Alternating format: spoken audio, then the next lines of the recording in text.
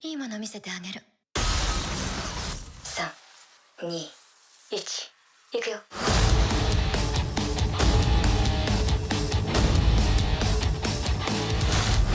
Edge Runners is an anomaly. A show based on a game is not allowed to be this good, and certainly not from Netflix. I recently rewatched it, and I would say that the first episode is really close to perfection. There are so many hidden details sprinkled throughout this intro that are really a joy to rewatch. But if you're going into the show blind, not knowing about the world or the game, it also works well to introduce you to the setting. In the world of 2076, what makes someone a criminal? Getting shot in the face. Wait, what did you think? Getting caught. Ah, that's for an year later. We are in 2076. In this version of Night City, you can become. Stop it! Edge Runners opens with a glitching cross-dissolve opening of the top-down view of the top of Arasaka Tower. It feels like opening up our eyes into the simulated world, but also has a deeper meaning for our protagonist, David. Then we switch to the bottom, and now all these megacorp buildings are towering over us. Petrochem, Militech, and the biggest one of them all, Apple. I mean, Arasaka. The vibe of Cyberpunk itself is similar to this. One point you are at the top of the world, the next, getting crushed by these corporations. We get our first reveal of the cyber psycho named James Norris. More about him later. He shoots up an NCPD officer and then bunch more in this crazy, violent and gory action sequence, which is not just awesome to watch but also to let the audience know what military-grade cyber implants are capable of and how this world deals with that. It also gives us the first look at the Sandevistan, a cyber implant really important for the story. And he also has mantis blades in one hand and a projectile launcher in the other, which if you have played the game, you know it's not possible to equip both at the same time, which means that it's an experimental implant. I can make a whole separate video just about this guy. Go ahead, test me. Click on that like and subscribe button. Do it, I dare you. So how do you stop somebody who is decked out with cyber implants? You call enforcers who are decked out with cyber implants. MacStack, which is a special division of NCPD comprising of enforcers trained in eliminating cyber psychos. They arrive and drop down from their flying AVs and do exactly what they specialize in. David, who is actually experiencing all this in his BD or brain dance headset, which is like a VR headset that syncs your brain activity with that of a person it is recorded from. In short, you see what they saw, hear what they heard, and even feel what they felt during the recording. Even the pain of the death of the cyber psycho. He gets a call from the Rupajak who sold him this BD, telling him that it's just a couple of hours old and he got it from a guy called Kurosaki, who is an expert at editing BDs and is quite infamous. The Ripper also has quite a few other BDs for David to try, and the other one has a different kind of action. David stops the brain dance immediately as if he's not interested in that kind of action, which made me think that the world of Cyberpunk is so full of experiences of the sexual kind that many people are just desensitized to it. They are mostly looking for some other kind of experiences which are rare, and my theory is immediately confirmed in the next scene where we see David getting bored waiting for his clothes to get washed in the washer in his apartment. But the washer stops before the clothes are fully washed because of insufficient funds. I guess we all gonna need a subscription to Washer Plus in the future just to wash our clothes. Only $8.99 a month. David wakes up his mom and she tells him that she will get her paycheck today, so he should get the premium update for the headset used by all the students of the school that he goes to. He says that he got it covered by the same Ripper, but she insists that he should get the authentic update. We can also see on the news that the cyberware used by the cyber psycho in the incident last night is missing. David recognizes his mother as one of the paramedics sent to clean up after the incident. After he leaves for the school, she gets a call from an anonymous caller, and it is revealed that she was the one who stole the cyberware. That's how she was gonna get her paycheck to afford all this. It's just brilliant writing. Everything is just so concise, and every dialogue or scene never wastes your time and moves the story forward. Cut to the montage of David going to the school filled with details about the world. People who can't afford the rent, sleeping outside the apartments, people cooking with gas cylinders, probably looking for jobs in their tablet, or just scrolling through our Discord, links in the description. Even details like slight gesture from David, like covering his eyes as soon as he goes in the sunlight, reminds the viewer that people living in this world rarely get any sunlight because the city is filled with skyscraper after skyscraper. An accident on the street turns into one person pulling out a shotgun on the other, even with the children in the background. Some perverts using the sex toys out on the sidewalk, a pregnant girl puking outside of the metro system and nobody helping, a surveillance sign stating that aggressive individuals will be shot with a picture of a turret. Everything is intentional and everything tells a story, and none of it is good. All of this imagery is contrasted by the upbeat music in the background. Nothing evokes any emotion or curiosity from our protagonist too. Not even the rocket launch happening just outside the city. It's like he's just tuning this out and the music is playing in his head. We are introduced to the mech stack of the paramedics, the trauma team, evacuating somebody in their own AVs. Before I tell you more about them, I'd like to thank this video sponsor, Trauma Team. Are you working at the top of a megacorp who abuses all the people at the bottom? Do you have enough money that you might be targeted by those people and might get shot anytime? Then this subscription to Trauma Team is for you. They have guns. So do people at Trauma Team, but better. They know how to hurt you. People at Trauma Team know how to heal you and restore you better than before. Subscribe to Trauma Team now so that next time you are in a dire need of medical assistance, you can be rest assured and happy that our team will find you and you'll get the best treatment the people at the bottom can only dream of. Trauma Team. Because modern problems require top medical experts and bulletproof vests who know how to use a gun. Back to the video. Only thing that evokes a little emotion from David is when he smiles looking at the scene of the cyber psycho incident. And the only time he gets curious is when he sees Lucy from behind. I mean, I'm not complaining. I would get curious too.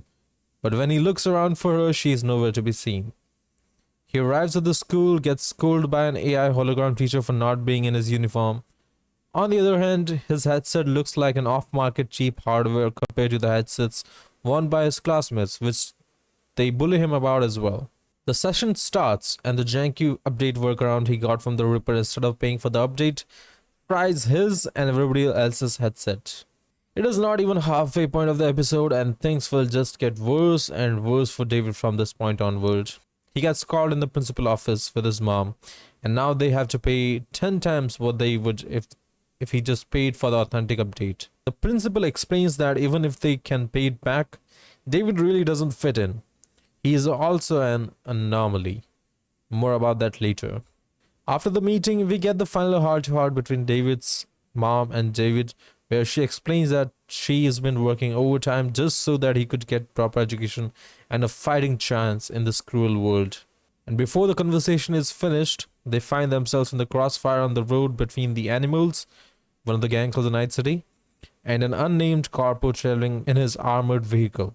David's mom tries to steer away from the fight but fails to do so, and we fade to black. And after which we see David stuck in the crashed car while his mom has been thrown out and is unconscious and is in a dire need of help.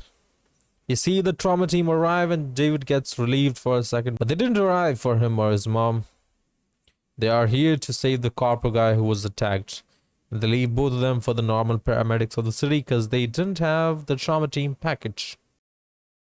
We cut to David being outside the shoddy treatment place where the doctor gives the brief about his mother's condition. She is still unconscious but stable. Oh, but it gets worse. When the doctor advises that she needs to stay for a few days in the care, David asks if he can see her. But the doc says that visitation is not part of the package. Oof. Don't you just hate it when you forget to get the healthcare plus package, which includes visitation so you can actually try to be there for your loved ones when they are admitted and treated in the back alley hospital. If only you had enough money. Oh, but it gets worse. Doc tells him that he needs to pay the money for the surgery within 3 days. He goes home with his mother's belongings, but the owner of the apartment has locked him out because of the due rent. He finds a vent to get inside and starts to find a way to get money. He finds out that his mother had another account with some money saved, which is enough for the surgery, but he still needs to find the money for the rent. He looks in his mother's belongings and finds the Sandevistan. He immediately calls the Ripper and tries to get the estimate on it if he wanted to sell it to him. The Ripper offers 10,000 eddies, but it's not enough for this military-grade cyberware, and both of them know it, so he ends the call. Next day on his visit to the school, he runs into the bullies, and their leader, Katsuo, tells him to drop out, not because he's not as rich as the other kids, but because he's, quote, a misfit and an anomaly. He also insults his mom, asking how can she earn enough money to keep him in the school.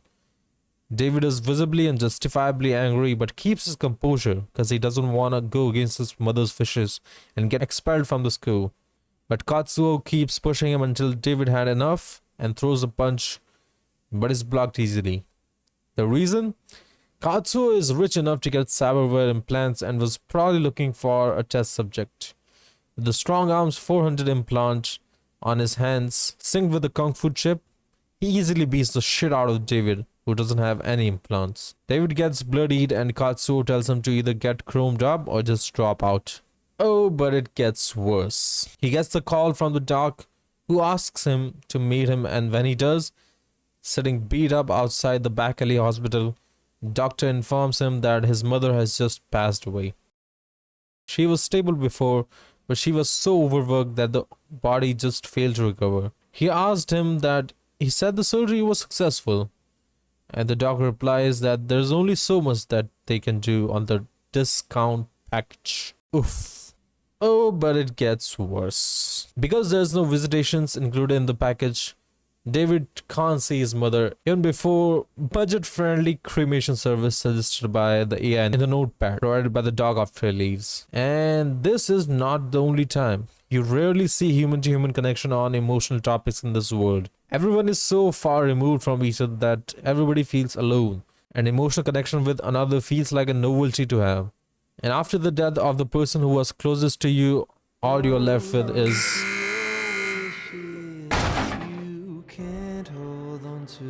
Oh, but say it with me now. It gets worse.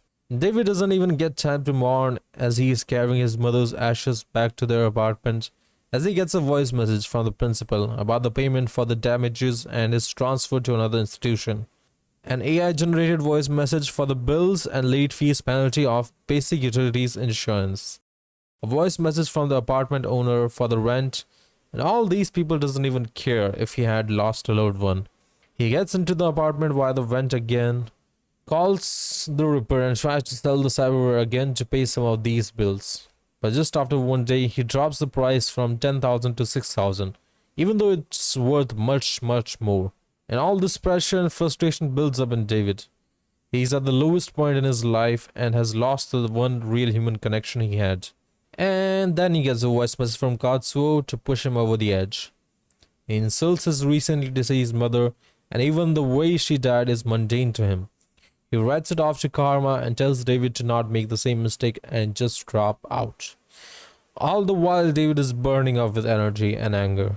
All of this makes him push over the breaking point, and he runs to the Ripper to get the military-grade Sandevistan implanted into him. And we get the title of the show. Even the ending contains the opening of the show moving forward, which is usual for animes, but in this case, it means different. The song is This Fire by Franz Ferdinand, and it signals that the decision of David to get chromed up is when his journey of becoming an edge runner starts. Or more clearly, all of his pain and frustration has erupted in a burst of energy and fire, which will burn everybody.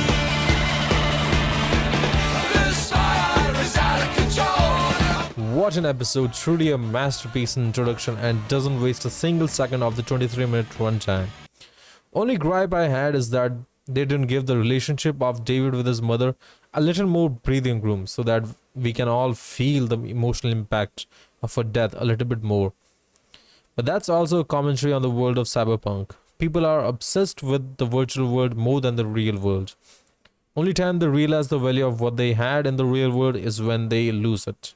Corporations have so much power in this world, and the gap between the rich and the poor have never been more divided.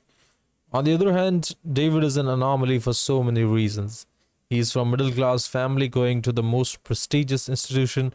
Even though he fantasizes about getting chromed up and getting into action, his first thought wasn't to do that when he saw the Sanderviston.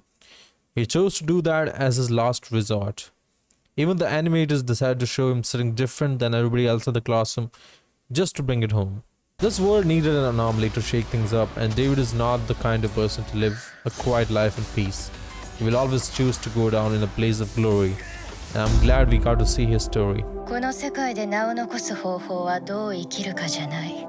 どう死ぬかよ。 That's all for today. This was a big video and it required me to write a long script. I might have made some mistakes, but I appreciate you watching till the end. Hope you enjoyed it, and if you did, consider sharing or suggesting this video to other fans of the series. YouTube algorithm is weird and it might not reach as many people because of the length of the video. But even liking and subscribing is appreciated.